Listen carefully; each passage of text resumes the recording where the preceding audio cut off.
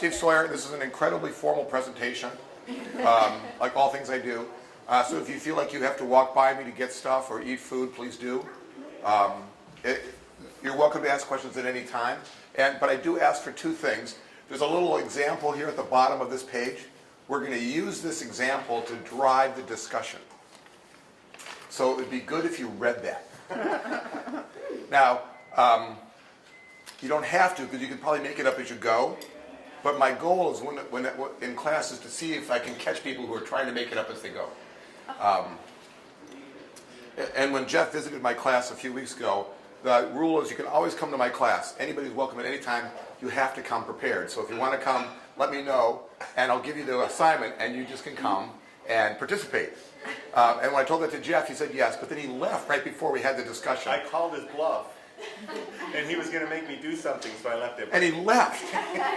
Because I'm like, I'm screwed, I didn't do anything. And then the next week, and then the next 2 weeks later, the provost visited and I'd been saying this to everybody that I'm going to make her do something, and I chickened out.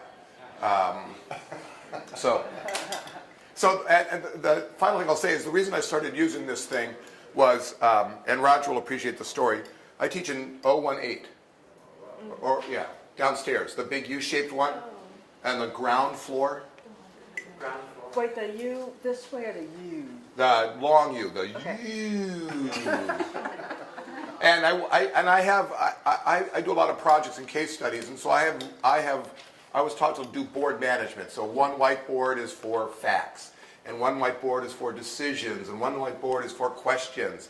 And you use one whiteboard to lay a timeline out. So I need 4 whiteboards. And I showed up one day, and 2 of them were missing. And so I literally that day was doing like flapping my arms and drawing, and I was grumpy, and I said I need something to write on, and so Jeff came up with this idea. So this is Jeff's good idea that Steve is not doing well. If that makes any sense?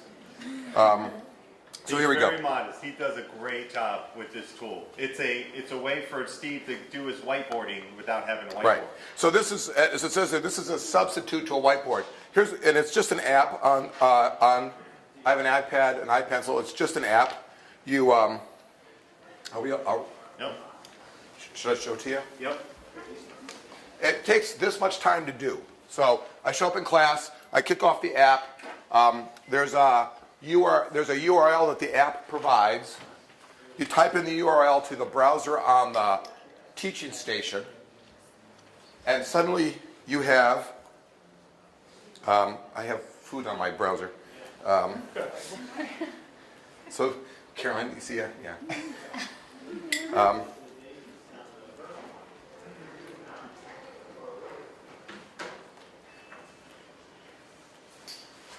This is exactly how good I write.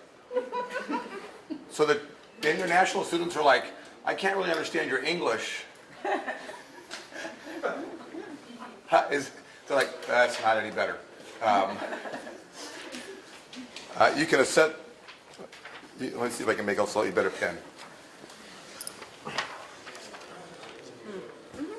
Is that better?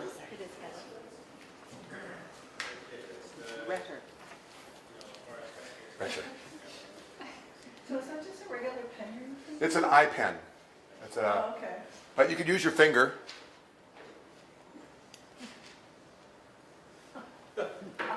It's finger font. The iPen charges and discharges instead of using about a day. And so about half the time I forget to charge the pen, and I get to class and it dies, and we end up in finger font. That looked easy to change the color. Was that very quick? So what you have here on the pad, what you don't see is down below there's a number of little, very simple, colors, pens, eraser. You can take a picture of this thing, and it gets stored as a GIF, and then you can export it as, as a JPEG. You can either export it as a JPEG or as a PDF. And it's pretty straightforward. And you can bring in a PDF too, right? Right, not in this one, but I'll show that one. So I knew that question would come up, and I figured out how to use the other, more expensive version. The 20. This is free, which is right at my price point. And then there's a $22 version, which I debated about for over 4 months before buying. And then got reimbursed, which I felt like I was like, oh, I can do that. So, let me erase. So what I do in class, other than try to confuse people that I know stuff, is we work back and forth on this. And I try to build, I don't use, I've never opened a PowerPoint, and it's all based on conversation and discussion. And I use problems like the one I just gave you, right? So let me show you how I use it in real time.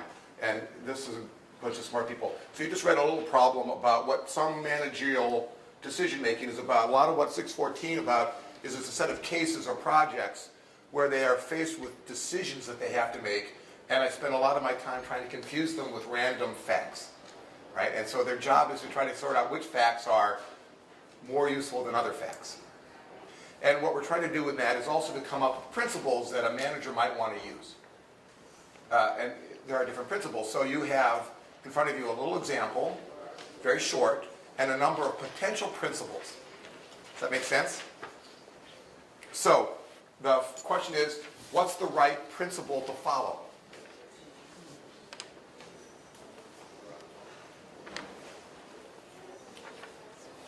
What's the right one?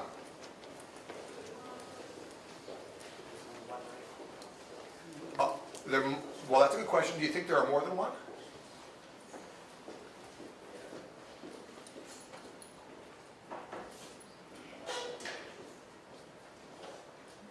Yes. Yes. Which ones do you think are right then? This is not, you actually have to answer. This is not like a,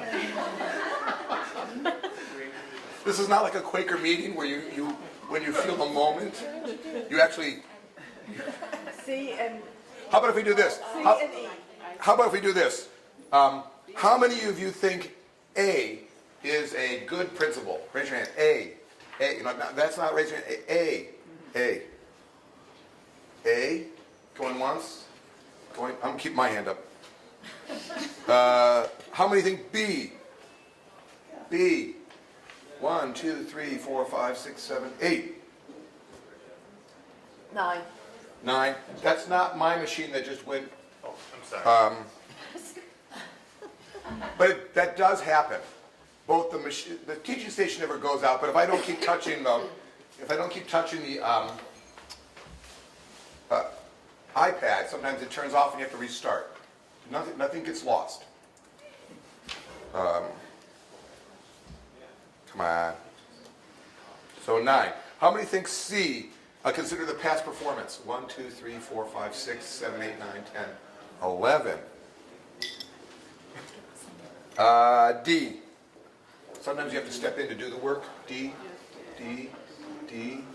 Sometimes 1, 2, 3, 4, 5. Okay. Hey, Steve, I want to go back and do a 1 for A. And that, Now that we know what principles are. oh, we got 3 for A now? Because I was there.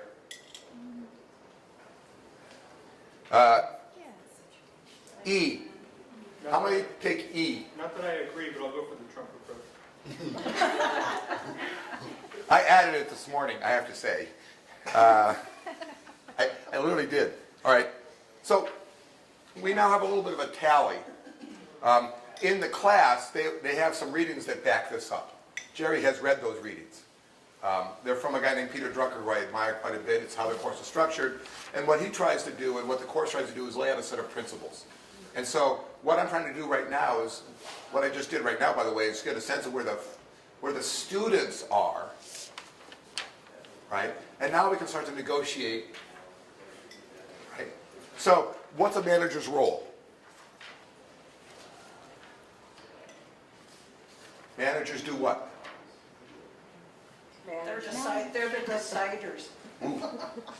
What's the manager? Does a manager make anything?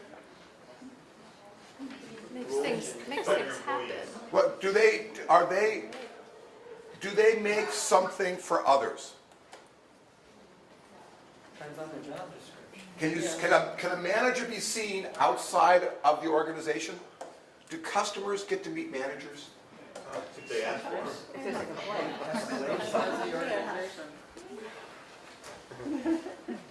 Beck, what does a manager do? They're supposed to remove obstacles. Managers are supposed to create the opportunities for the organization to be successful. They are a tax on the organization. Managers produce nothing. They tax organizations. They are a cost. They would be called overhead if they were allowed to list themselves that way, but they made themselves something different. They call themselves administration. That's why you hear them called administration and overhead. Right? And one of the principles in management is that if you can't add value, what should we do? Remove you, right? So a manager's job is to get the workers to be productive. Got it? Let's just go check our 5 to see which one of those makes the worker more productive. So does the first one make the worker more productive?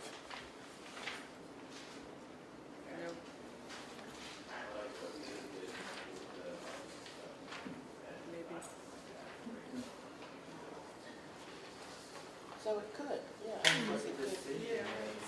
I don't know what personnel. So decisions per se may or may not make the worker more productive.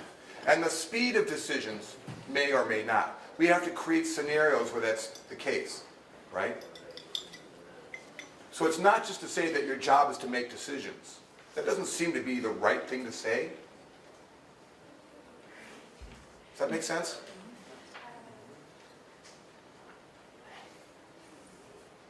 Just don't think that's the driving principle here. How about the second one? The manager's job is to place a person in the position that allows that person to succeed. If you don't put that person in a position to succeed, it's as much your problem as the manager as the person you put in there. Right?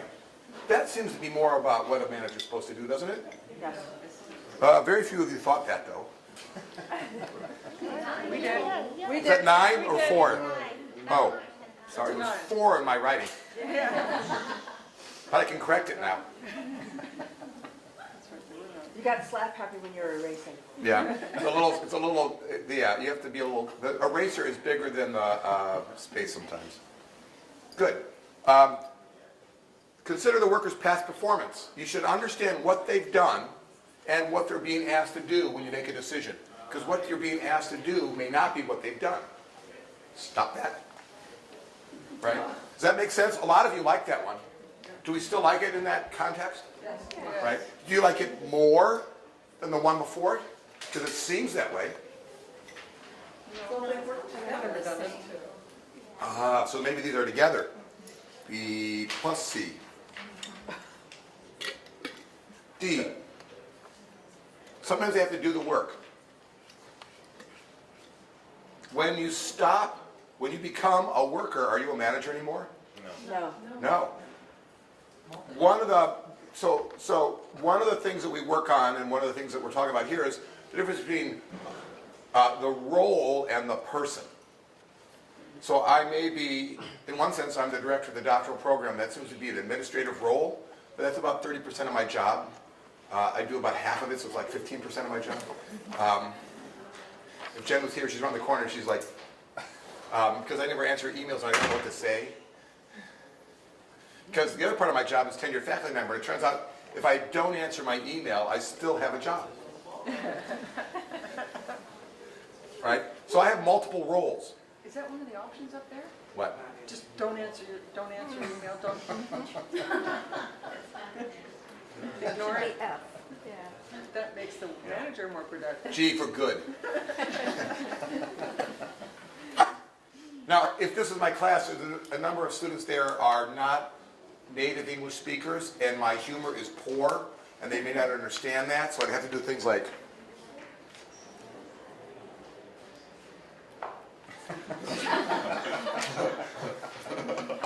in one class I used to raise my left hand.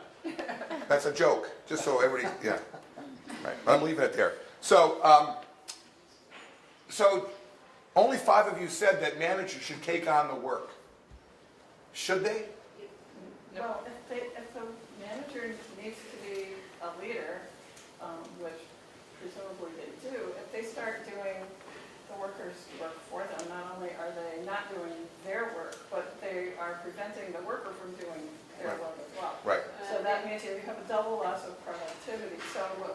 So maybe you have to take on a training role temporarily or do something to either get the worker the skills that they need or in some way, figure out how to provide the right resources. Right. I think one of the great tricks in management, one of the things I'm pointing out here, and why we're having this discussion is to start this conversation. So there are good reasons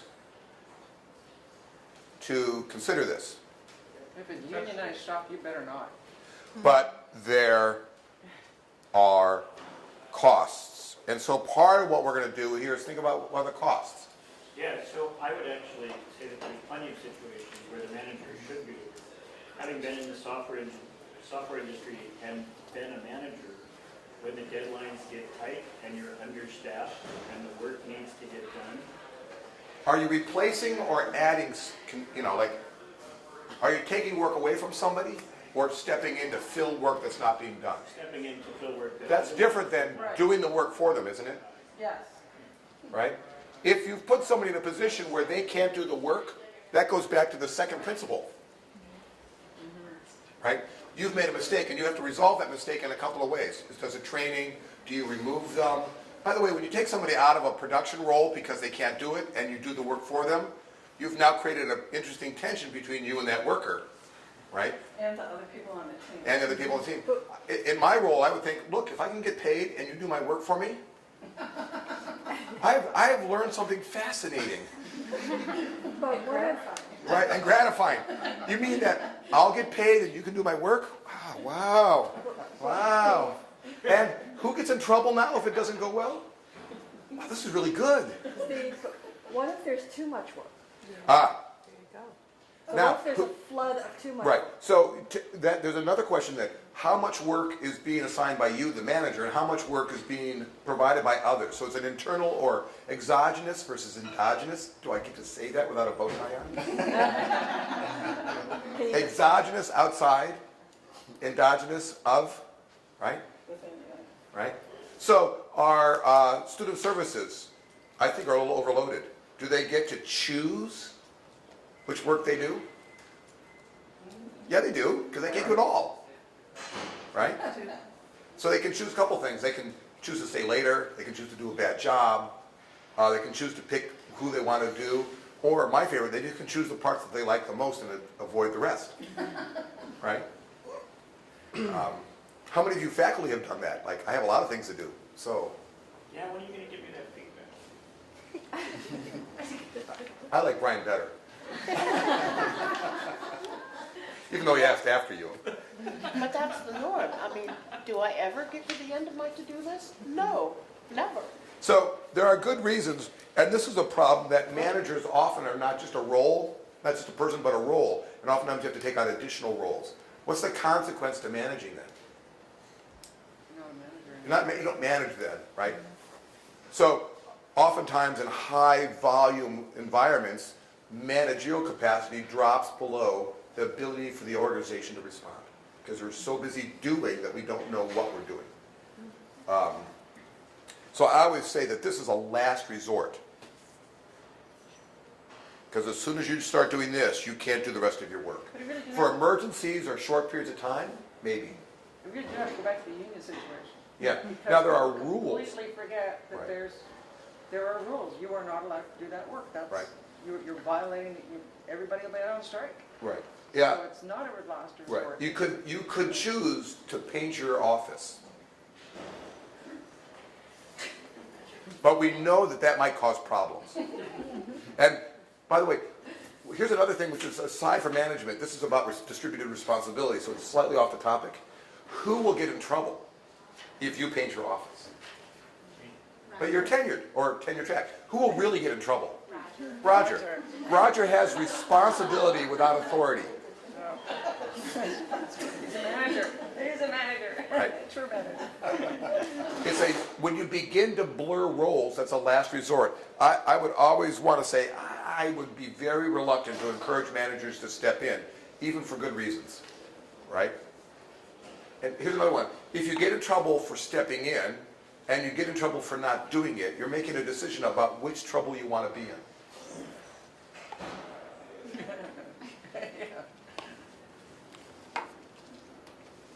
All right, E, fire the bastard.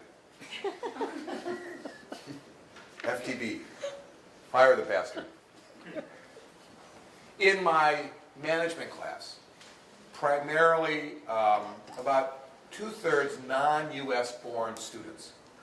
About 60% of the students, US or non-US, have worked in an organization, but at a fairly low level. Less than 10% have been a manager.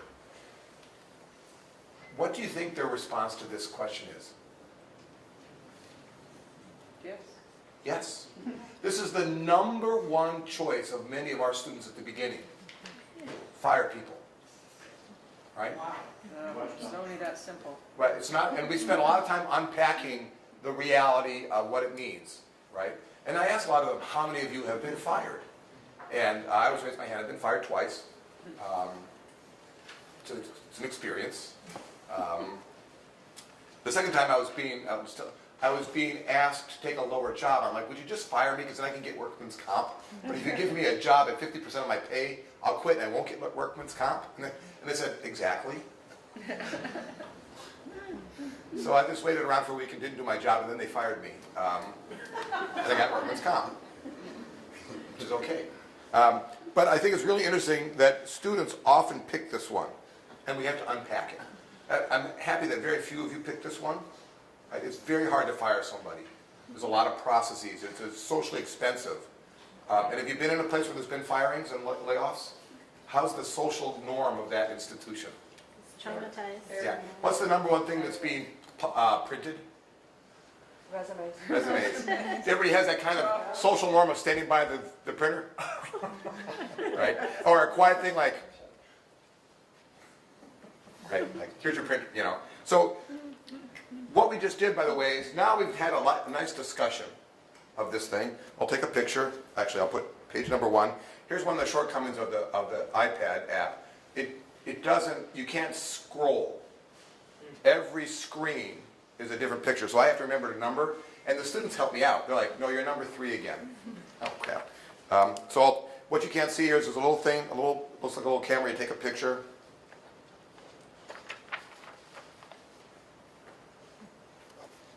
So we just did the following. We just went through managerial principles. Very simple scenario. We talked through 2 or 3 of them that seem to be more common, right? We talked through a number of the other decisions where we said, geez, there could be reasons why you might elevate or de-elevate those. We pointed out that there's not a rule like in mathematics where you say, if I see 4 plus 4, I know what the answer is. Now you're saying, if I see this situation, I have these principles and I have to weight them differently, right? And we had a couple conversations about there are some slightly better ones and some slightly worse ones, right? So we've given you a little distribution of the principles. We try to practice it, right? What I haven't done is write down too much of that yet. If I was in class and I wasn't worried about running out of time so much, and I would be writing down some of those decisions, right? Sometimes I'll stop and say, all right, I've talked a lot. What in the class should I write down now? So that you remember that we talked about it. And some of the students will say, you said this or you said this. Are there anything that I didn't write down that you want me to remember? Right. Nothing Steve said was worth Firing is hard to do. writing. There you go. Right? Firing Draw is more hard to do. distributions.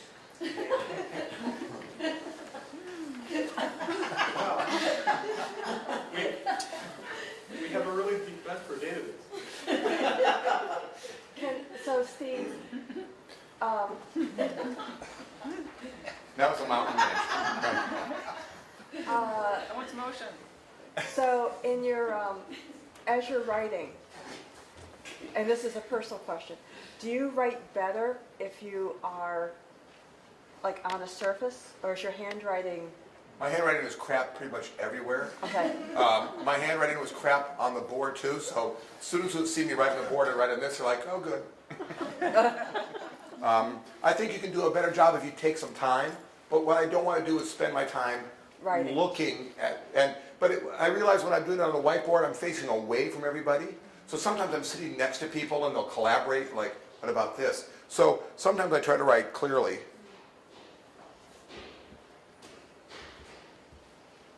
And once or twice, I promised myself that what I would do at the end of class would be to summarize what we talked about. And so let me see if I can do this. Let me take a picture of this. So here's the actual last slide from Monday's class, where we talked only about schedule, right? So we talked about, this is page 7. And I'd laid out what the next couple, that's 11:14, 11:21, no class, it's Thanksgiving. We had a nice discussion with the students about what Thanksgiving is. They just thought of it as a break, and we were trying to explain to them what it was. Carson is going to be leading my class next week. I was trying to explain to them that they're going to like him very much, but he's not going to come back, and you're going to have to deal with me when I come back. And so we summarized this, and I stored it. And what I noticed was that nobody was writing it down, because they knew that I was going to post it up, right? The other thing I've noticed is when I'm writing this stuff down, students tend to write less, they tend to engage more, right? Because they now know that they're going to get it. And some of the students who are very good note takers are reminding me more and more to put things down for them. A couple of students have come to me at office hours and say, it would be really good if you summarize the points along the way. And I would say, please tell me, because I totally understand what I'm doing, but I don't know where I should summarize, right? And so a lot of it is helping them learn how to take notes with me. So it's much more, it's a little more collaborative. With the master students who are getting more comfortable with me being there, 10 weeks in, it's a little easier. Right. That was gonna be my question about how long does it take for them to feel much more? Well, I was going to do this from the get-go, Jeff. The first week, remember the power was out the first week of the semester, and I brought everything out. I'm like, all right, I quit. I practiced all summer. It's not working. I quit. Then I have a Monday class. The second week was Labor Day. The third week, I let this run down, and so I couldn't use it. So now I quit again. The fourth week, I wrote him and said, I'm not doing it anymore. I quit. I'm taking my ball and I'm going home. And he talked me off the ledge.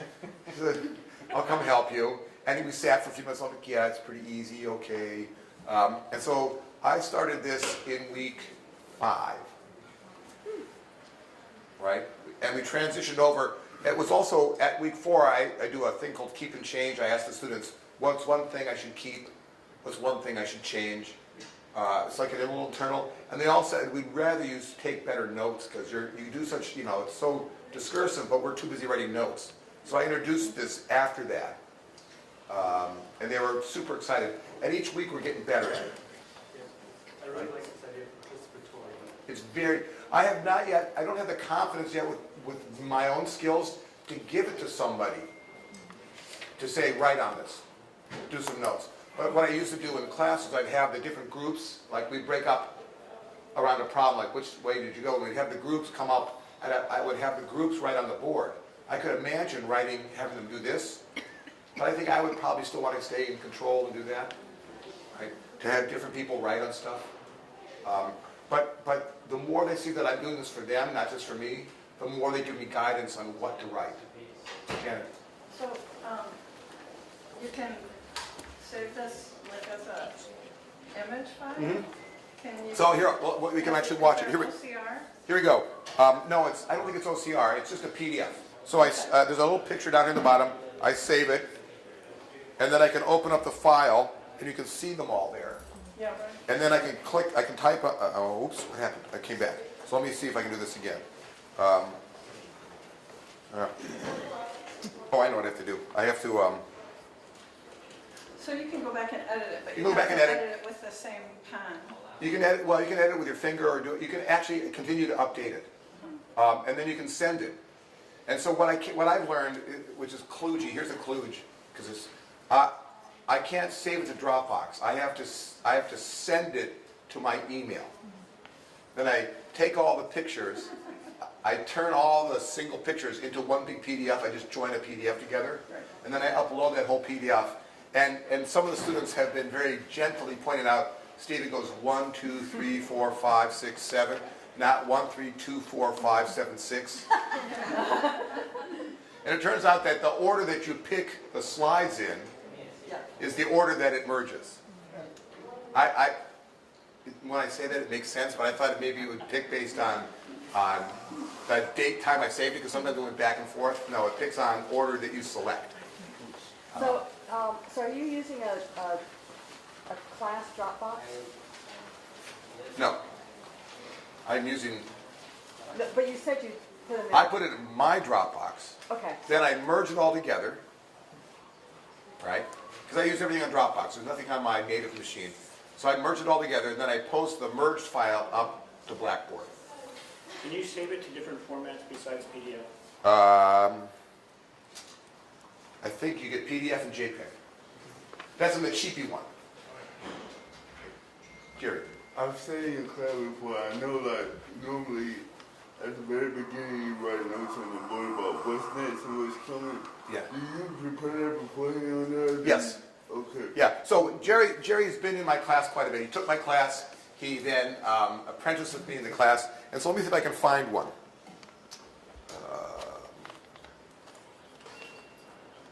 So here's the first slide from Monday. So over here is what's going to happen in class. And I've already written that up. I wrote up, and I provide feedback on every assignment. So this section here is my feedback. The average grade on this problem was a 3.8 out of 4. A number of people got a 4, but several people got as low as a 3, 3.5, or 3.75. And then we talked about why they were able to find ways to lose points in a problem that I thought was a gimme. And I said it that way, which is, it takes a lot of effort to find ways to lose those points. So congratulations to those of you who did. Yes. Over here, I was keeping track of how many people were showing up. 19 of my 28 students were in class at 9:35. And so I called out each one by name as they showed up. And we'd already handed out a little, what they call in the education, a door ringer or bell ringer. And so those 9 people who didn't show up on time were like, can I have my piece of paper? No. I don't think it seems to change their behavior because each week 2 more students aren't coming. I think they're deciding, they're like, the bus was late. These are undergrads or Master students. these are masters? Yeah. They have I think there's generally a different sense of timeliness by some of our students. I don't think that I think plus or minus is okay. Maybe they just think I talk too much. Are they there by an hour? Are they Yeah, they're almost there within 15 minutes. So this is what I put up. So it's there, and I pre-staged that one. Let me do this. Let me see what happens if I do this. I'm going to try something else. The other, this is for you all. The other, yeah, I just opened up the other Air Sketch. This is the $22 one, and come on, why does it? What's interesting is it's off to one side. Is this a school resource, or is it something we have to put for ourselves? Oh, I got reimbursed for my $22, but the free thing was free. But there's the tablet thing. You need your own tablet. I bought my tablet out of research funds. I bought the pen out of research funds. So will this work on an Android tablet? Does anybody know? wait, he's getting more Didn't water. look like. What's the question? Android? And an Android tablet instead of a... Or Surface? It's browser based. Oh, for the app? Yeah, it could be anything. Yeah. Because I didn't look. I actually have it on my phone. And I use Android. So a regular iPad, you said you have, it says here an iPad Pro. It's just No. bigger, because I wanted it more Oh, landscape. so a regular iPad works too. I'm sorry. It has to be an iPad. Sorry, it can't be an Android tablet. I apologize. Is there a similar You got an iPhone? Android version? Not for AirSketch. They are working on an Android version, but there's another tool that you could use called Doceri that does something very similar to this.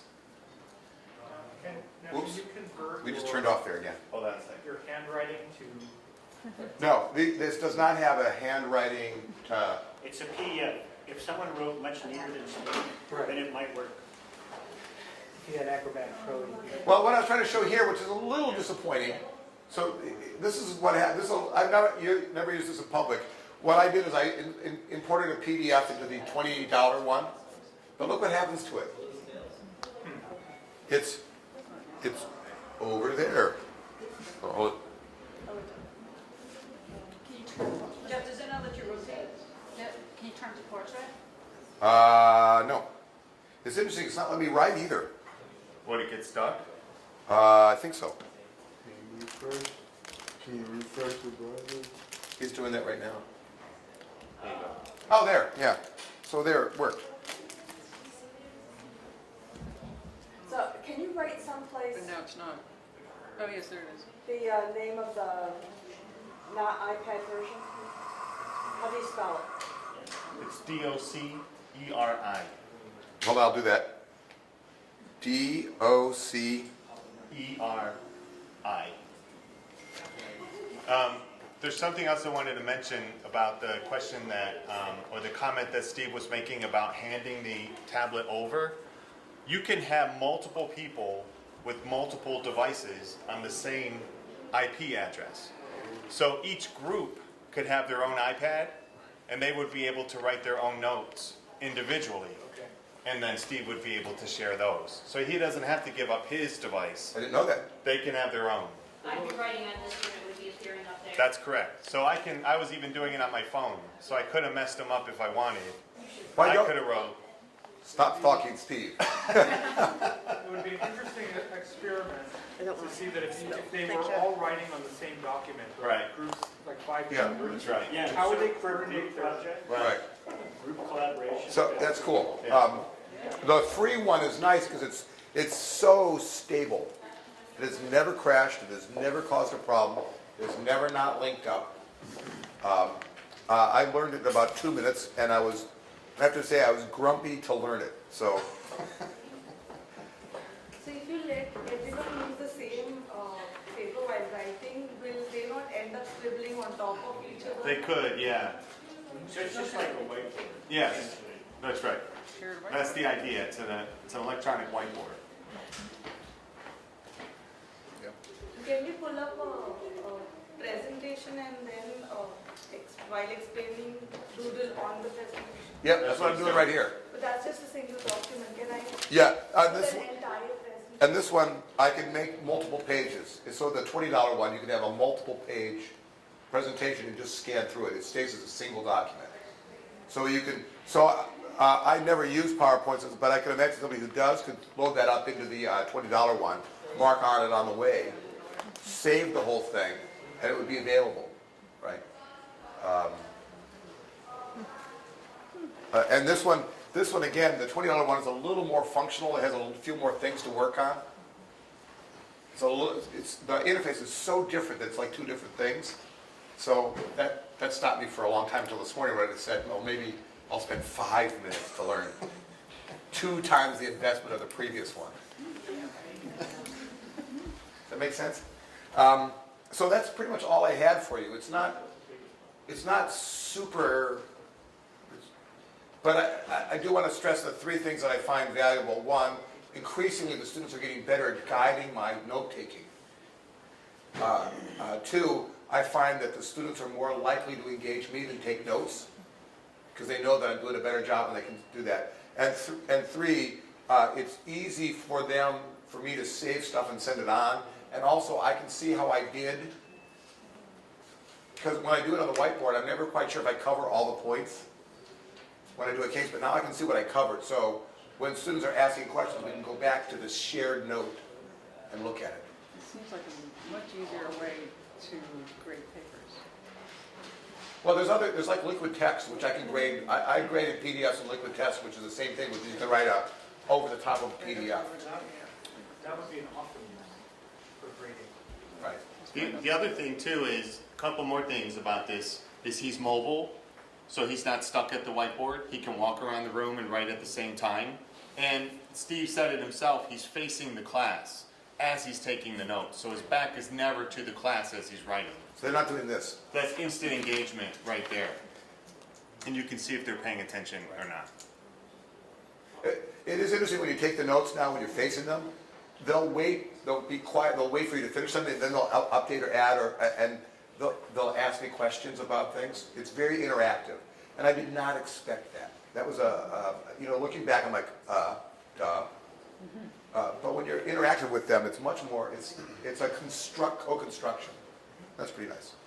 Steve, I know on the laptop it's on a web page. Are you using an app on the iPad? It's an app on the iPad. So the app is connected to the IP address. You can type the IP address into the browser, connect to the same. Yeah. Okay. Yeah. So the browser is actually hosting. I think the browser is the host. Yep. Right. One time I tried it to see if I could have two browser windows open, so I could go back and forth, but it crashed. The browser crashed, not the app. So where's it stored? I mean, It's stored on this, on your- right? okay. Because I've taken a picture of this, not the picture of the mirror.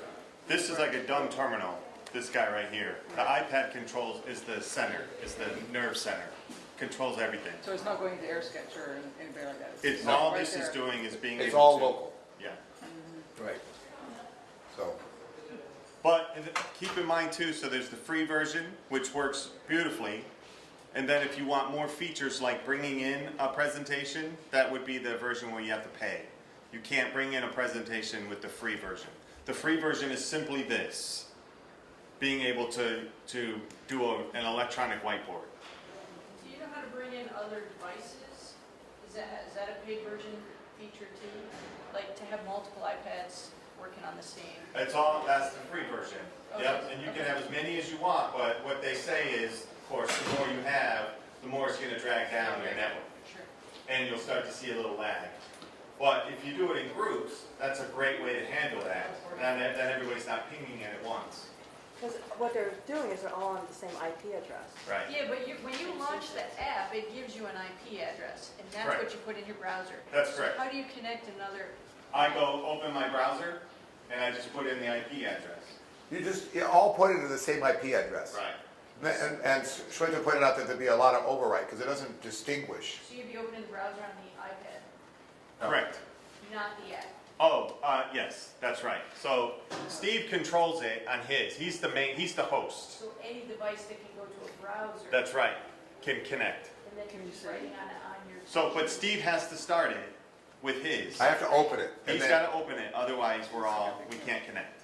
I have not done that because I'm just too control oriented. Yeah. I don't want people writing, "Go ahead and die, Steve," because So if I didn't want to project, Yeah. I don't even need the laptop. Right. I could just connect to his IP address on my phone, and him and I could work on the same document. So only one person needs the app. Correct. Okay. That's right. So one of the things that's nice about this, if you allow multiple people to go to the IP address, for someone who has visual impairments and with a teacher who has better handwriting, they would be able to see it more easily. Also for some of the rooms that have bad lines of sight, it would be good. Okay, good signature. Steve, is there a keyboard feature on the app? Like, it's all right. Okay. no. In fact, I was trying to get the keyboard because this has a keyboard here. Yeah. Oh, you can use it? I can't do it. Oh, wow. So it's only with the pointer device. Yeah. How long does it take to charge the pen? How long does it take to charge? The pen takes about 5 hours. Okay. This iPad takes twice as long. And the pen lasts pretty well, but I have no way of knowing until it gets kind of low and it starts to remind me. Yeah. And there's different ways to use the pen. people have, there's a stylus that's much more precise than this. This is like a dumb, simple pen stylus, but there's one that's got much more nuance. But I'm not, you know, you can see how I care about my handwriting. So I've matched the stylus to my quality of writing. And what's happened, of course, is I've started to really enjoy using color, which has nothing to do with what I'm actually writing. I just try to change colors a lot. But and I think the thing that, again, I'll say the thing that's most interesting is the ability to start interacting more with the students on this. The thing that I noticed is that there's only one slide. And remember when I said I started off and I had 4 boards and I lost 2? I only got back 1.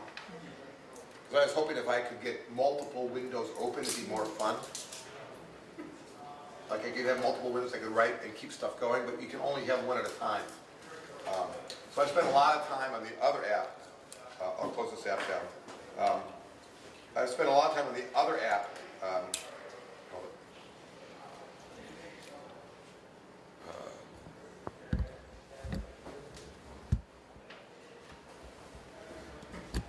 I don't know why it came that small. That's exciting. But I spent a lot of time on this other app trying to figure out where I am and going back and forth and opening up a new one and trying to move around. Why isn't it not picking up?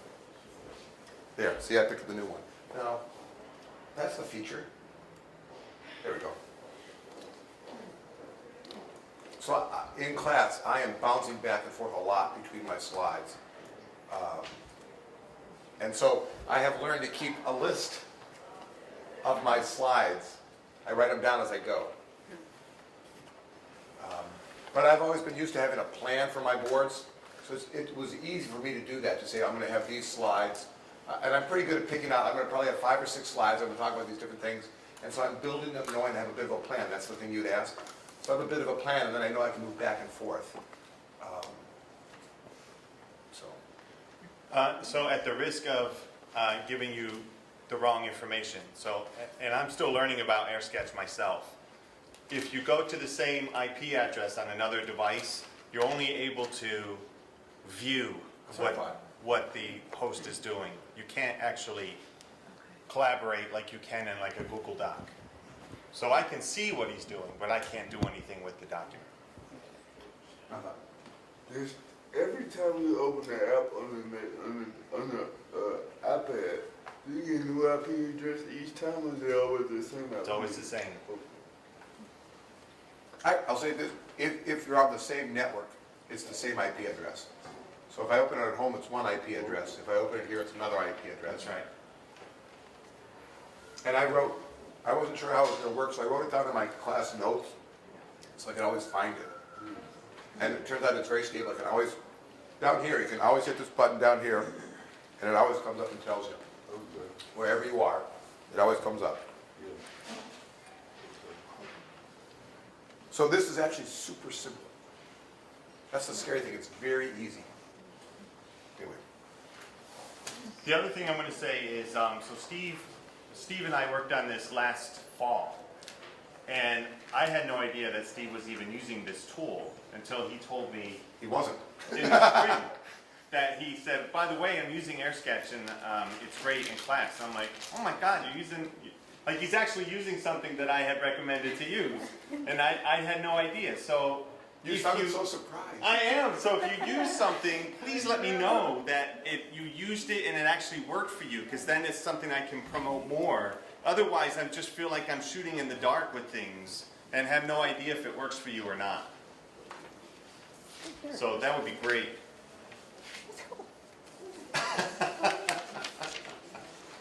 Yes, listen to Jeff.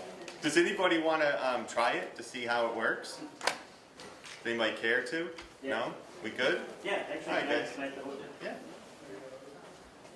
Get my iPad and download the free version. Can I ask, Nice. do you see any use for this in your classroom?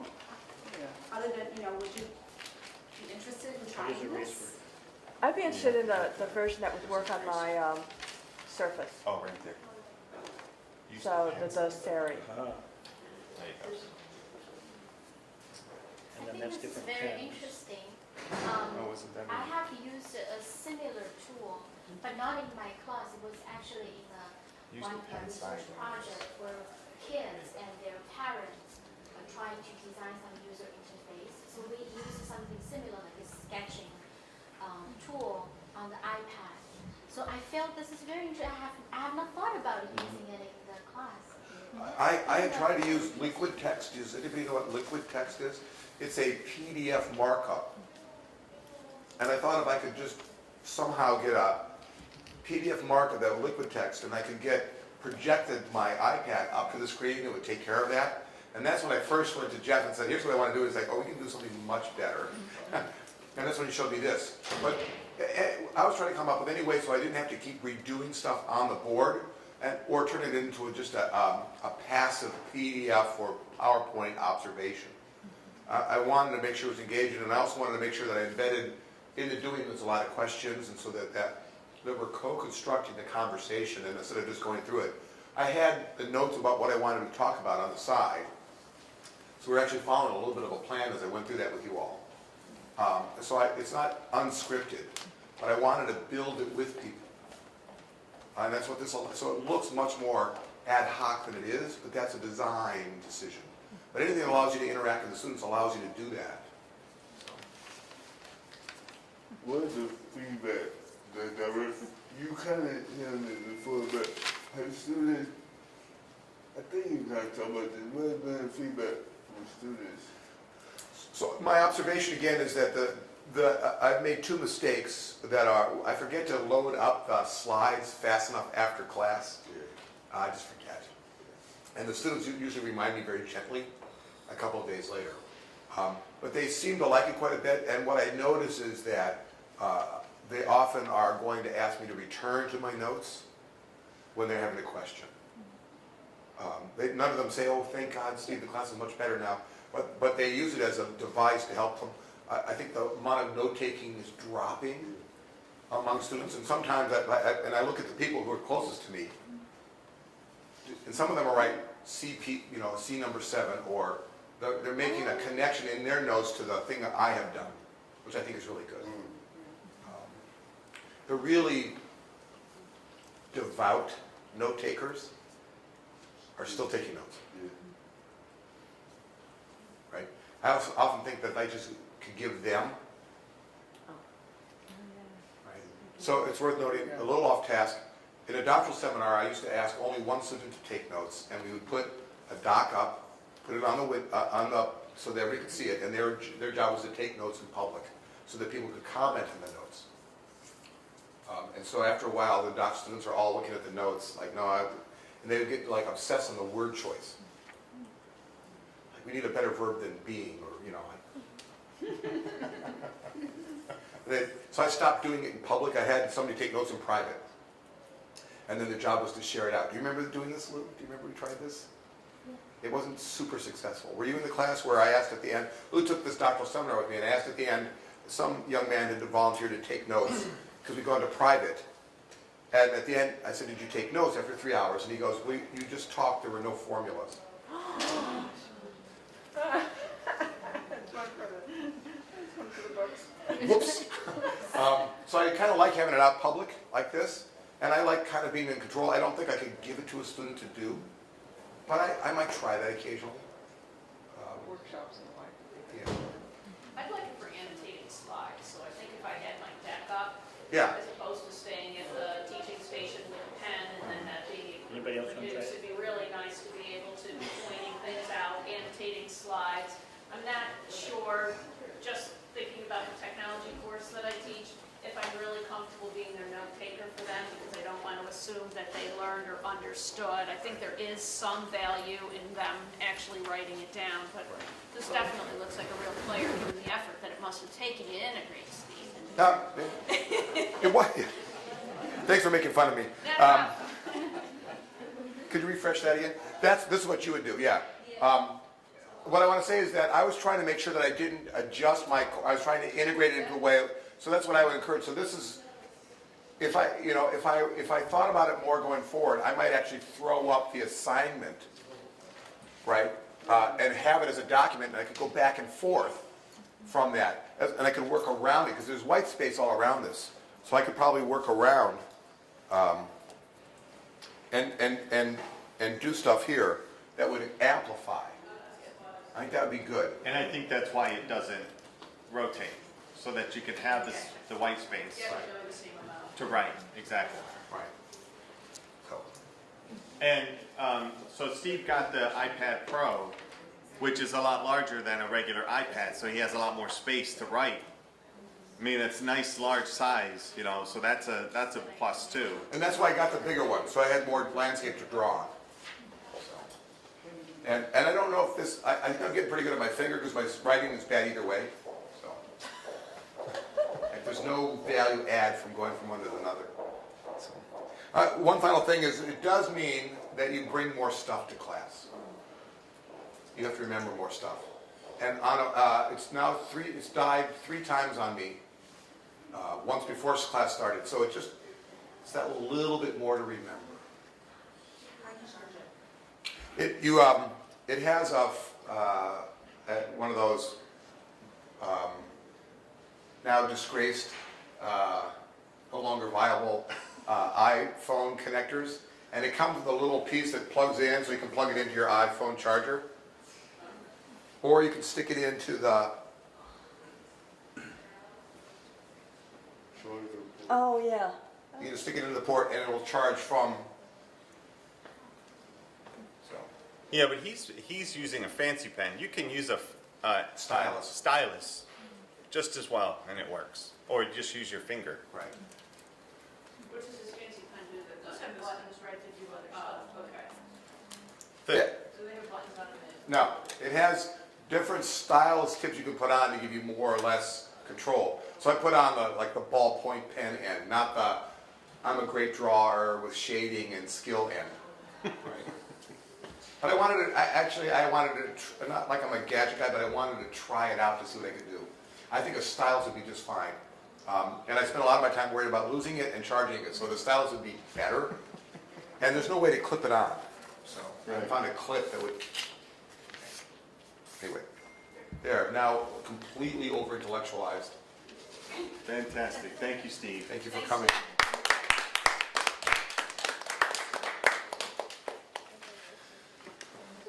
Thank you guys very much for coming. I appreciate it. Thank you. This was very worthwhile. Good.